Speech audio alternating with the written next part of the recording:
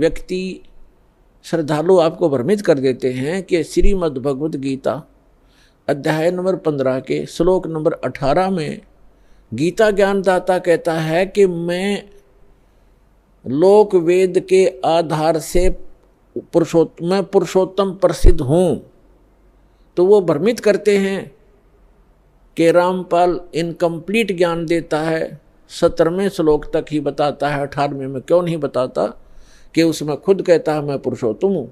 यदि उसको 18वें श्लोक को हम फाइनल माने तो 17वां गलत हो गया, क्योंकि गीता ज्ञानदाता तो ये है कि पुरुषोत्तमता इन दोनों से कोई अन्य है। और 18वें में क्या कहता है कि मैं गीता ज्ञानदाता कौन है? ये श्री कृष्ण नहीं है। श्री कृष्ण में प्रवेश करके, ये विष्णु नहीं है। श्री कृष्ण कहो चाहे विष्णु को, ये बोलने वाला श्री कृष्ण और विष्णु नहीं है।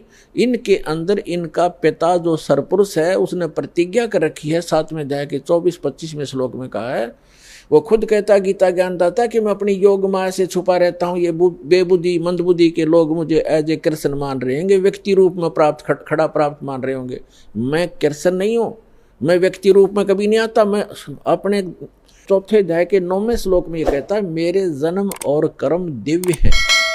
अब इसके कर्म दिव्य कैसे हैं कि ये किसी में सामने आता नहीं, इसने प्रतिज्ञा कर रखी है और ये किसी में प्रवेश करके अपना जो उल्लू सीधा वो कर जाता है। श्री कृष्ण में प्रवेश करके गीता का ज्ञान ये सरपुरुष दे रहा है और ये कहता है कि मेरे अंतर्गत यानी 21 ब्रह्मांड में जितने भी प्राणी हैं उनसे मैं उत्तम हूँ, श्रेष्ठ हूँ, तगड़ा हूँ, मजबूत हूँ, ताकतवर हूँ।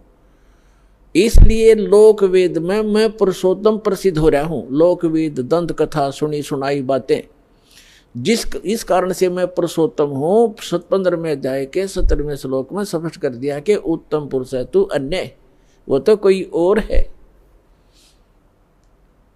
और वही वास्तव में अविनाशी है।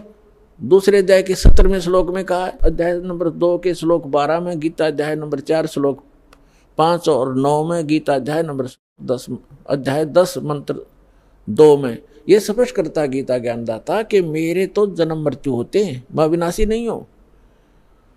और दूसरे अध्याय के 17वें श्लोक में श्रीमद् भगवद गीता में कहा कि अविनाशी तो उसको जान जिसने सारे ब्रह्मांड की रचना की, जिसे सारा संसार व्याप्त है।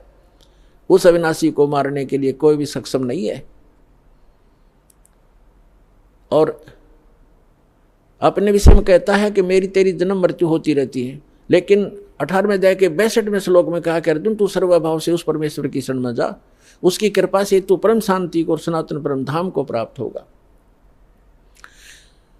और श्रीमद् भगवद गीता अध्याय नंबर 15 के श्लोक नंबर 1 से 4 का आशय ये सारांश है कि उल्टा लटका हुआ संसार रूपी वृक्ष है, ऊपर को पूर्ण परमात्मा है, वो सबका धारण पोषण करने वाला, जिससे सबकी उत्पत्ति हुई है। सर्व उत्पादक प्रभु है, ऊपर सतलोक में रहता है। वो संसार रूपी वृक्ष की जड़ है और अक्षर पुरुष ये तना है। सरपुरुष ये काल जो गीता का ज्ञान दे रहा है श्री कृष्ण में प्रवेश करके, ये एक शाखा है, एक मोटी डार है। आगे 3 शाखा है, ब्रह्मा विष्णु महेश समझो, और पात रूप संसार। तो ये स्वयं बताना चाहता है। फिर गीता अध्याय नंबर 15 के श्लोक नंबर 1 से 4 का सारांश है कि उल्टा लटका हुआ संसार रूपी वृक्ष है और जो इन सभी विभागों को बताता है। जैसे 4थे अध्याय के 32 और 34 श्लोक में बताया है कि सच्चिदानंद घन ब्रह्मणे यानी ब्रह्मणे मुखे, ब्रह्मणे माने सच्चिदानंद घन ब्रह्म के मुख से उच्चरित वाणी में ये तत्व ज्ञान विस्तार से कहा गया है। जो यज्ञों के बारे में, यज्ञ माने धार्मिक अनुष्ठानों के विषय में जो जानकारी है विस्तार से कही गई है। और 4थे अध्याय के 34वें श्लोक में कहा कि उस ज्ञान को तत्वदर्शी संतों से जाकर समझ। गीता ज्ञानदाता कहता मैं नहीं जानता उस तत्व ज्ञान को, नहीं तो एक अध्याय और लिख देता 19वां कि वो तत्व ज्ञान ये सुन ले, इसमें लिखता हूँ। वो तत्व ज्ञान से परिचित नहीं है। 4थे अध्याय के 34वें श्लोक में गीता जी में कहा है कि उस ज्ञान को जो सच्चिदानंद घन यानी परम अक्षर ब्रह्म अपने आप अपने मुख कमल से बोलता है आकर के, उसकी अमृत वाणी में लिपिबद्ध किया जाता है, कबीर वाणी में, वो तत्व ज्ञान है। 4थे अध्याय के 34वें श्लोक में कहा गीता जी में, उस ज्ञान को तू तत्वदर्शी संतों के पास जाकर समझ। उनको दंडवत प्रणाम करने से, कपट छोड़कर नम्रतापूर्वक प्रश्न करने से वो तत्वदर्शी संत तुझे तत्व ज्ञान का उपदेश करेंगे। इसे सिद्ध होगा। यहाँ गीता अध्याय नंबर 15 के श्लोक नंबर 1 में वो भी कंसेप्ट क्लियर कर दिया कि वो तत्वदर्शी संत वो होगा जो उल्टे लटके हुए संसार रूपी वृक्ष के सभी विभाग बता देगा। जैसे परमेश्वर स्वयं आते हैं, वो तत्वदर्शी संत की भूमिका भी करते हैं। भगवान तो वो होते ही होते हैं। कबीर साहब कहते हैं अक्षर पुरुष एक पेड़ है, सरपुरुष वा की डार, निरंजन वा की डार, और तीनों देवा शाखा है ये पात्र रूप संसार। तो जड़ कौन है?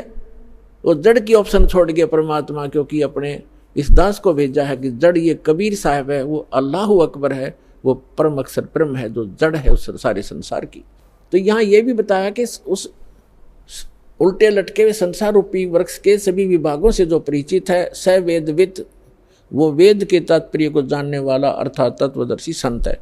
उसके पश्चात परमेश्वर के चौथे अध्याय के चौथे श्लोक में लिखा है तत्वदर्शी संत की प्राप्ति के उपरांत परमेश्वर के उस परम पद की खोज करनी चाहिए जहां जाने के बाद साधक लौटकर कभी संसार में नहीं आते, और जिस परमेश्वर ने सारे ब्रह्मांडों की रचना की है, और केवल उसी की भक्ति करो। गीता ज्ञानदाता अपने से अन्य उस पुरुषोत्तम परम अक्षर ब्रह्म की भक्ति करने के लिए कहता है, जिससे आपकी जन्म और मरण छूटेगा।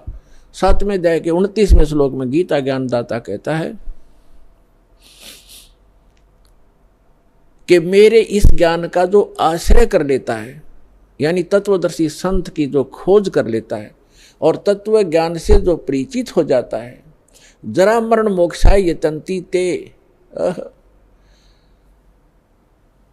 जरा मरण मोक्षाय यतन माम आश्रित यतन्ति ते ये तत्ब्रह्म विदु कृत्स्नम अध्यात्म अखिल च कर्मम कर्मम च अखिलम।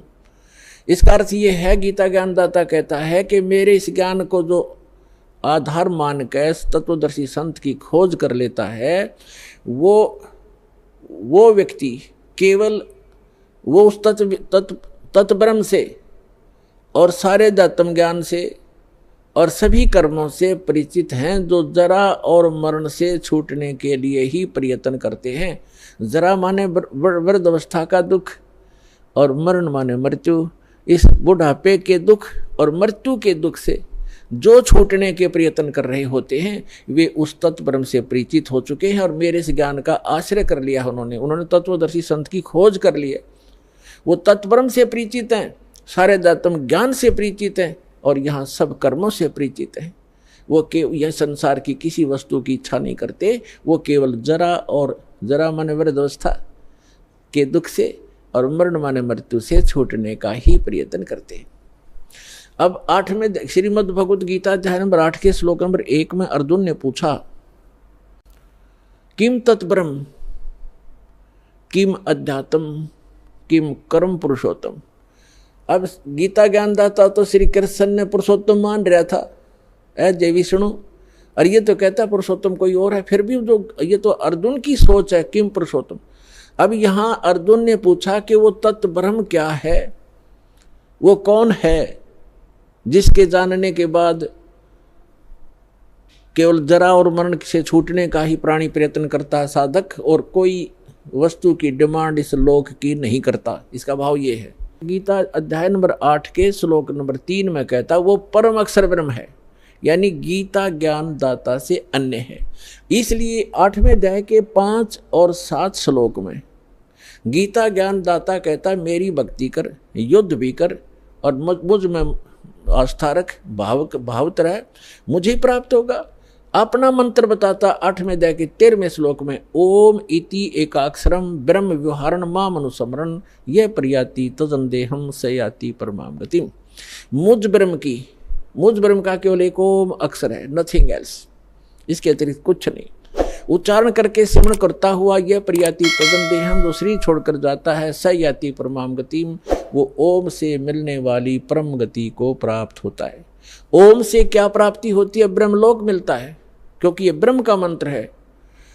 और गीता अध्याय नंबर 8 के श्लोक नंबर 16 में कहा है कि ब्रह्मलोक पर्यंत ये सभी लोग पुनरावर्ती में, उनके वहां जाने के बाद भी लौटकर जन्म मृत्यु में प्राणी आते। ये वो स्थान नहीं है जहां जाने के बाद साधक फिर लौटकर कभी नहीं आते। 15वें अध्याय के जो 4थे श्लोक में कहा है। तो इस ब्रह्म की साधना करने से भी ब्रह्मलोक प्राप्त होता है। ब्रह्मलोक में गए हुए प्राणी भी पुनर्वर्ती में होते हैं, जन्म मृत्यु होता है। इसलिए 18वें अध्याय के 62वें श्लोक में कहता अर्जुन तू सर्वभाव से उस परमेश्वर की शरण में जा, उसकी कृपा से ही तू परम शांति और सनातन परम धाम को प्राप्त होगा, उस परमेश्वर की ही कृपा से। और उसका मंत्र बता दिया 17वें अध्याय के 23वें श्लोक में कि ओम तत् सत इति निर्देश है ब्रह्मण त्रिविध समर्थ है। ब्रह्मण माने सच्चिदानंद घन ब्रह्म, यानी परम अक्षर ब्रह्म के प्राप्ति का, उस लोक की प्राप्ति का, जहां जाने के बाद साधक फिर लौटकर कभी संसार में नहीं आते, उसके वो मंत्र है ओम तत् सत। अपना तो गीता ज्ञानदाता ने 8वें अध्याय के 13वें श्लोक में बता ही दिया कि मुझ ब्रह्म का केवल एक वो मंत्र है। ये तो इनकम्प्लीट साधना है, ब्रह्म तक की है, जन्म मृत्यु सदा बनी रहेगी, वो शाश्वत स्थान प्राप्त नहीं हो सकता, वो सुख प्राप्त नहीं हो सकता। अब बताया है उस सच्चिदानंद घन ब्रह्म की साधना करने से शाश्वत स्थान, शाश्वत माने जहाँ जिसका कभी अंत नहीं होता, अविनाशी लोक, हम उसको सत्यलोक कहते हैं, अमर लोक कहते हैं।